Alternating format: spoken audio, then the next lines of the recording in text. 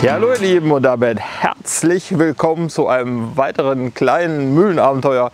Ich freue mich wie immer ganz doll, dass ihr alle wieder mit dabei seid. Wir gehen heute ans Finish von unserem Raum, den wir jetzt schon seit mehreren, ich will mal sagen, seit längerer Zeit, seit mehreren Monaten, um nicht schon sagen, angefangen mit der Sanierung haben wir tatsächlich schon vor einigen Jahren, was Decke einbauen und Wände einbauen etc. angeht. Jetzt wird der Raum endlich fertig, noch ohne Möbel. Und ja, wenn es euch interessiert, dann bleibt dran. Wir kümmern uns jetzt erstmal um diese Tür und legen los. Bei der Tür handelt es sich um eine alte historische Kassettentür. Es ist eine originale Tür hier bei uns aus der Mühle. Wie alt sie ist, weiß ich nicht, aber ich schätze mal irgendwann so um 1800 wird die wahrscheinlich gebaut worden sein. Es ist eine Weichholztür und ich habe das Glück, dass bei uns hier in der Mühle noch nicht alle Türen durch Röhrenspantüren ersetzt worden sind und wir haben eigentlich überall noch solche Schätzchen. Manche sind aus Eiche und manche sind eben hier aus Weichholz. Ich glaube, es ist eine Fichtentür. Beim letzten Mal haben wir uns der Tür richtig doll angenommen. Wir haben sie komplett gestrippt. Wir haben die ganze Farbe runter gemacht.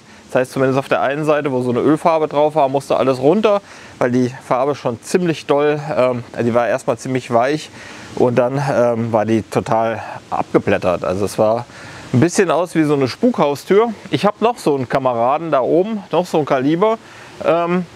Hier sind wir schon relativ weit gekommen. Ich habe den ganzen Schlosskasten etc. abgebaut. Um den kümmern wir uns gleich. Die Tür ist jetzt, glaube ich, das dritte Mal lackiert. Was mir an der Tür jetzt momentan noch nicht so richtig dolle gefällt, man sieht zum einen noch die Pinselspuren, das heißt also dieses typische Pinselmuster. Da will ich mal gucken, ob ich das besser hinbekomme. Dann haben wir noch so ein paar Unebenheiten und auch so ein paar Nasen noch dran. Diese Tür ist nur eine von vielen Türen, die ich noch restaurieren muss. Und bis jetzt habe ich noch keine der alten Türen restauriert. Unser Kunstschreiner Hermann, der hat uns schon mal geholfen, so eine richtig alte, kaputte Tür wieder aufzuarbeiten. Aber der hat natürlich auch keine Restauration des Lacks etc. gemacht. Und für mich ist das daher so eine kleine Fallstudie, wie das Ganze ablaufen kann. Deswegen habe ich mir die hier so schön am Scheunentor festgemacht. Das hat sich bewährt. Das ist eine richtig gute Geschichte und das werde ich noch mal ein bisschen verbessern. Da werde ich mir noch mal irgendwie eine Latte dran machen, sodass ich die Scharniere verstellen kann, weil ich, naja, ihr werdet es erraten, nicht alle Türen, um genau zu sein, ich glaube, keine einzige Tür bei uns im Haus ist wie die andere. Und von daher muss ich mich dann auch mit den Abständen der Scharniere, der Aufhängung der Tür so ein bisschen anpassen, will ich mal sagen. Und das habe ich jetzt hier direkt an das Scheunentor geschraubt. Das ist alles ein bisschen suboptimal.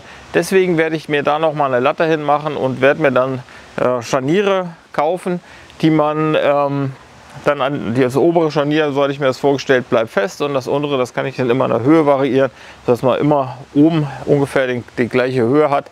Wäre schön, wenn es ein bisschen niedriger ist als jetzt, weil ich jetzt immer mit dem Stüfchen arbeiten musste und dann kann ich mir das immer auf jede Tür anpassen. Das Schöne ist, ich kann es jetzt von beiden Seiten lackieren. Wenn ich es mir irgendwo drauflegen würde, könnte ich es nur von einer Seite machen. So kann ich es von beiden Seiten machen. Die Aufhängung, die ist auch ganz hervorragend zum Trocknen. So kann der Lack überall schön abtrocknen und man kann sich das Ergebnis auch schön hier am Objekt anschauen. Man kann sehen, ob überall alle Ecken auch ein bisschen Farbe abbekommen haben. Und deswegen würde ich so in Serie gehen. Um die Tür noch ein bisschen nachzuschleifen, habe ich hier meinen kleinen Akkuschleifer. Den nehme ich jetzt und da ist natürlich die Aufhängung auch wieder Gold wert. Damit werde ich jetzt beide Seiten noch einmal komplett nachschleifen, sodass alle Unebenheiten raus sind. Und dann, hatte ich euch ja beim letzten Mal gesagt, habe ich noch mal ein bisschen investiert. Ich habe noch mal ein kleines Gimmick gekauft und ich hoffe, ich weiß es nicht, aber ich hoffe, dass das noch mal so ein kleiner Gamechanger werden wird. Und ja, diese Schleifaktion, die habe ich nach jedem Anstrich gemacht. Das heißt jetzt das dritte Mal, dass ich das Ding komplett noch mal nachschleife. Dadurch konnte ich die Fasern, die sich von dem rohen Holz beim ersten Anstrich alle aufgestellt haben, das sah ganz furchtbar aus. Da habe ich mir, ja, das sah aus wie die Tür, muss ich dringend mal rasieren. Der hatte plötzlich überall Haare abstehen, so ein bisschen wie ich. Also wirklich fast wie ich. Nur hier oben hatte sie mehr. Und das konnte so nicht bleiben. Dann machst du den Flur schön, machst alles schön und dann hast du so Also habe ich angefangen, das abzuschleifen und dann noch mal nachzustreichen. Dann war es schon besser, aber dann hatten sich auch wieder irgendwelche Dinge hochgestellt und jetzt ist es das 3. Mal. Ja, jetzt ist es schon recht zivilisiert gewesen, wie sich die Tür verhalten hat. Also keine großen Überraschungen mehr, aber so richtig zufriedenstellend, wie gesagt, finde ich das Ergebnis immer noch nicht. Ich könnte es jetzt noch 5 Mal überstreichen, aber dafür habe ich mir jetzt hier mein kleines Helferlein gekauft. Das ist hier noch in der Tüte drin. Das ist ziemlich trendy, das alles hier in Makita-Farben zu machen. Und das Schöne ist, die Akkus passen auch. Ich habe ja ein Airless-Gerät. Ein richtig echtes Airless-Gerät, aber das ist mir hier zu umständlich, das ganze Teil für diese eine Aufgabe ja, immer sauber zu machen. Und ja, das Ding, das hat jetzt irgendwie 30 € gekostet. Da passt ein Makita-Akku rein. Und wir alle sind gespannt, was das jetzt so kann. Ja, wir wollen ja ehrlich zueinander sein. Mit sowas habe ich noch nie gearbeitet. Ich habe sonst immer mit Druckluft lackiert oder halt beim richtigen Airless-Gerät. Was das hier kann, ich weiß es nicht. Ich hoffe, es wird kein völliger Reinfall. Aber auch das gehört ja dann auch zur Wahrheit dazu. Von daher Daumen drücken und Akku rein. So, was ist jetzt alles dabei? Also das Gerät natürlich. Das Gerät, das hat so diverse Einstellmöglichkeiten. Hier kann man einmal mehr Farbe, weniger Farbe.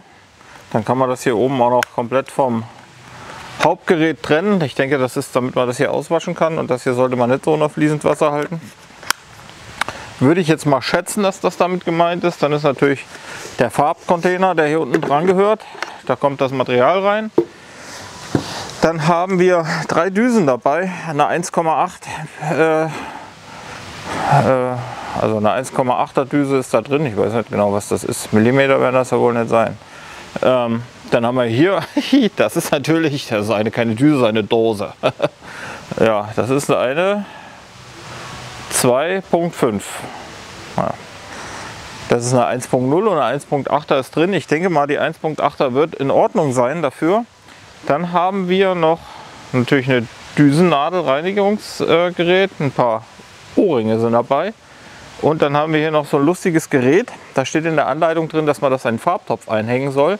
Und dann soll man die Farbe da reinmachen und dann soll man stoppen, wie lange das braucht, um hier unten durch das kleine Löchelchen komplett leer zu laufen. Und dann gibt es da eine Tabelle, die sagt, bei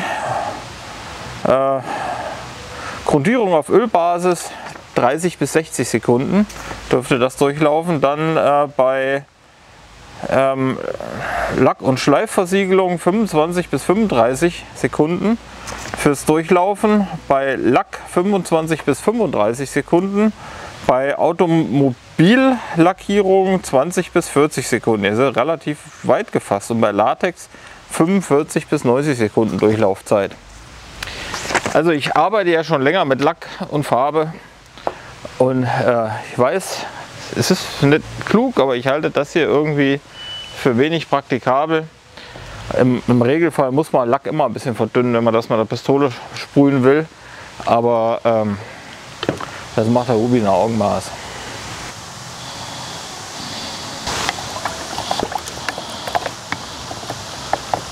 Pappkameraden aus.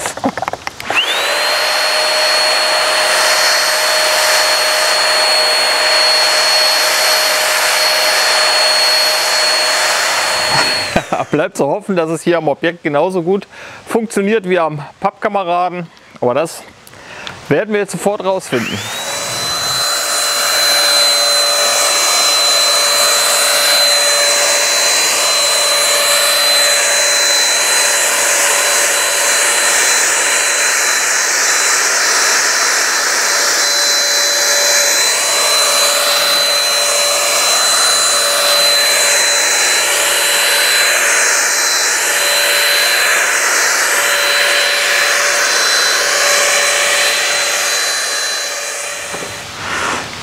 So, ja, das ist das Ergebnis meiner Mühe. Also perfekt ist es nicht.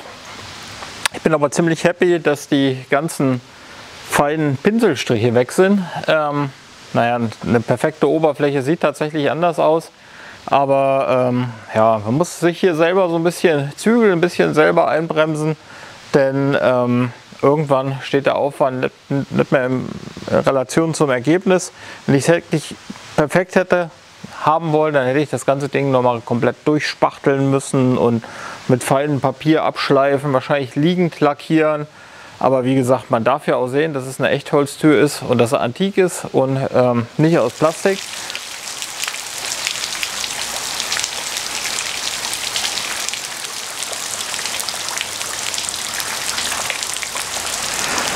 Ja, da ist er endlich, der versprochene Regen.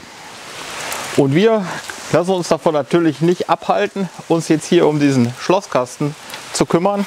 Das ist der originale Schlosskasten, der an der Tür dran war. Und ja, der weist so ein paar kleine Defekte auf. Zum Beispiel, also im Inneren befindet sich hier eine Feder, die ist noch in Ordnung. Die ist hier für diese Türklinke verantwortlich, damit die funktioniert. Eine zweite Feder oder ein zweiter Mechanismus, der ist hier angeordnet und der drückt eigentlich mit einer zweiten Feder hier unter die Türklinke und der sorgt dafür, dass dieser Riegel hier zum Abschließen einrasten kann. Das ist aber kaputt. Ich besitze ja durchaus ein gewisses Arsenal an alten Spachteln bzw. an Spachteln. Die ist eigentlich ist das eine schöne Spachtel und die ist auch noch ziemlich gut. Aber die erscheint mir perfekt als Ersatz für dieses abgebrochene Stück Federstahl. Jetzt würde ich einfach mal versuchen, möglichst gerade hier einen Schnitt anzusetzen und hier mir einfach ein Stück Federstahl abzuschneiden. Die Spachtel kann man danach noch benutzen, muss ich natürlich ein bisschen sauber machen. Und das abgeschnittene Stück Stahl, das würde ich versuchen hier wieder anzuschweißen. Und damit hätten wir dann hier den Federmechanismus wieder in Gang gesetzt. Soweit erstmal zur Theorie. Wie gut es funktioniert, sehen wir gleich.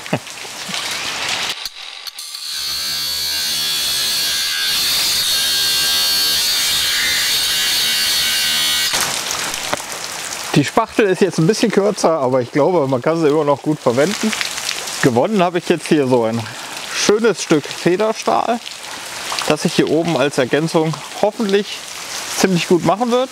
Muss natürlich jetzt noch angeschweißt werden und die Schweißnaht muss auch halten. Dafür muss ich das ganze Ding jetzt erstmal ein bisschen sauber machen und dann punkten wir das hier oben schön wahrscheinlich mit dem entweder Schutzgas oder Elektrodenschweißgerät an und dann haben wir hier wieder einen schönen Federmechanismus. War, glaube ich, keine so schlechte Idee.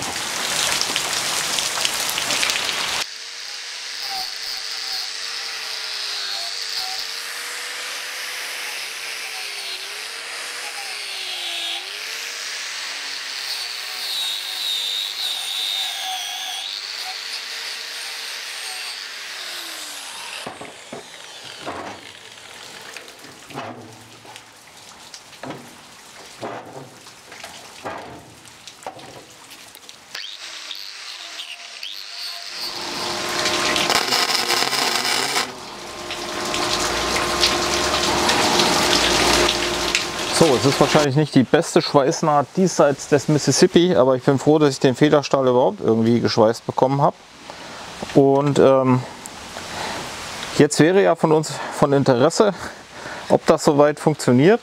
Ich habe hier möglichst originalgetreuen Schlüssel dafür besorgt und man sieht jetzt, wenn man den Schlüssel dreht, dann kommt er als allererstes hier an diesen Bogen dran. Der muss natürlich vernünftig eingestellt sein.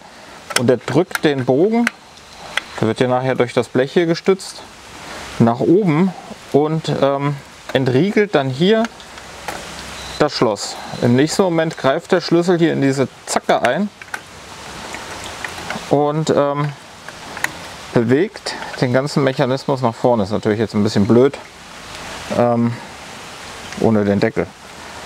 Muss hier quasi der Deckel sein, aber dann sieht man es ja auch nicht mehr. Beim Wiederaufschließen ist genau umgekehrt.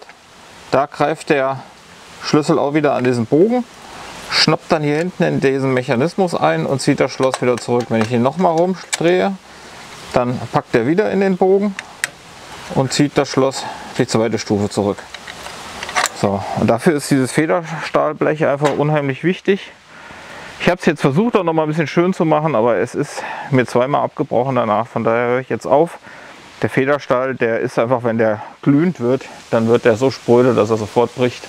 Von daher, hier gibt es erstmal 100 Punkte auf Funktion und nicht auf Ästhetik. Da kommen wir eh ein Blech drüber, sieht keiner mehr. Hauptsache es funktioniert. Ich nehme das jetzt wieder auseinander und versuche den ganzen Kasten hier mal zu entrosten, so dass wir den wieder auch nicht nur funktional, sondern ansehnlich hinbekommen.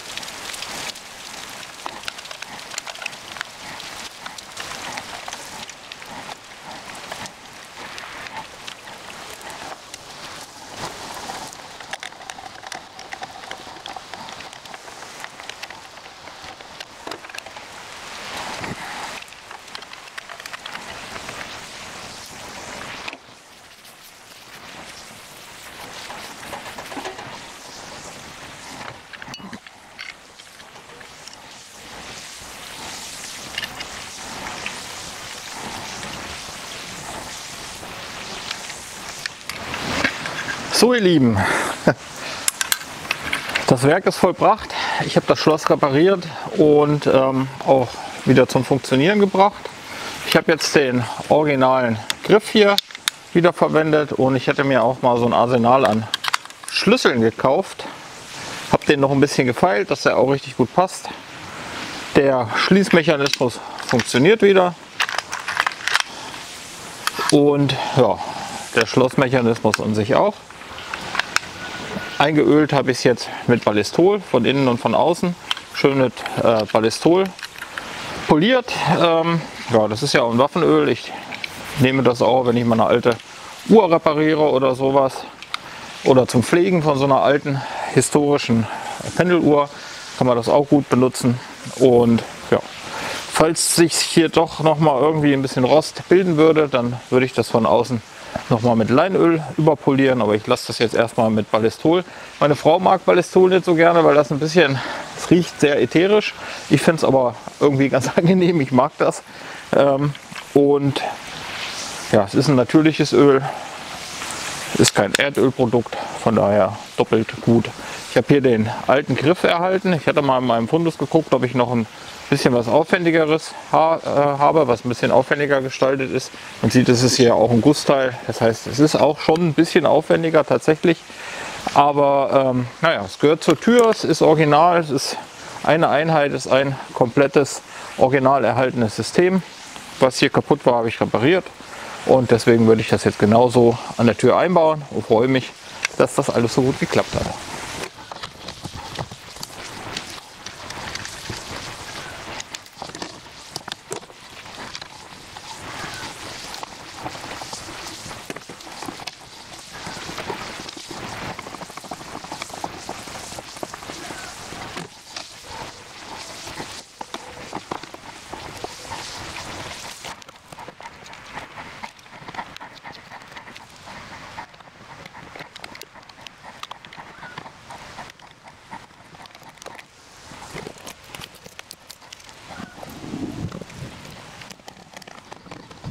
So Lieben, die Tür ist fertig. Ich bin ziemlich happy. Die Beschläge auf beiden Seiten, einmal hier, wo der Türgriff ist und dann hier, wo die Türangeln sind, die habe ich jetzt, es donnert, die habe ich jetzt auch noch mal mit Ballistol schön ein bisschen einpoliert. Und ja, ich denke, das kann jetzt erstmal so bleiben. Ich würde das beobachten, falls sich doch irgendwie wieder Rost auf dem blanken Stahl bildet. Gibt es ja noch Rostumwandler, mit dem man das streichen kann. Das gibt aber so einen bläulichen Ton, das finde ich nicht so schön. Und natürlich Leinöl, damit wird es mit Sicherheit funktionieren. Von daher bin ich ganz zuversichtlich. Schwarz lackieren, das habe ich früher mal gemacht, aber ich finde, dieser Eisenton, der sich jetzt automatisch einstellt, ist viel geiler als jedweder Lack.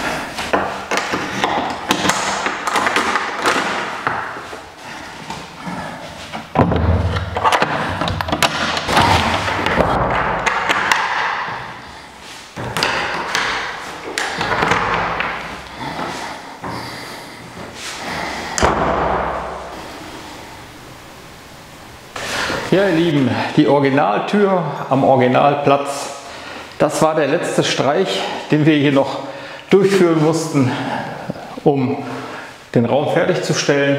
Jetzt fehlt nur noch die Einrichtung. Könnt ihr euch noch daran erinnern, was das hier für ein Lost Place war? Die Decken waren runtergekommen. Es war alles kaputt. Die ganzen Deckenfelder waren einsturzgefährdet. Wir mussten die Decken zurückbauen, wir mussten neue Decken einbauen, mussten uns Deckenbalken sägen, haben dabei gleich noch das Rehm und den Dachstuhl gemacht. Wir haben die Wände saniert, wir haben hier eine Fachwerkständerwand eingebaut. Ja, die Decken eingebaut, die Bretter draußen noch gesägt auf dem Hof aus Fichtenholz, alles verschalt, mit Putzträger beschossen, dann Armierung eingeputzt, anschließend dann noch Feinputz oben drauf gemacht, das Ganze weiß gestrichen, neuen Boden eingebaut und so weiter und so fort. Ja, die Zeit verrinnt wie im Flug, aber am Ende haben wir den Raum doch fertig bekommen und ich freue mich auch schon, jetzt drüben anzufangen. Der Raum, der wird jetzt hier nach und nach noch eingerichtet, da lassen wir uns aber Zeit, je nachdem wie sich das so gestaltet. Die Tür war jetzt erstmal der letzte, das letzte noch fehlende Element hier für die Grundsanierung von dem Raum. Ich freue mich wie immer, dass ihr dabei gewesen seid. Aber keine Angst, es gibt noch eine Menge mehr Türen zu renovieren und auch noch jede Menge mehr Projekte. Von daher schaut wieder vorbei. Bis dahin, macht's gut. Danke fürs Dabeisein. Ciao. Tschüss.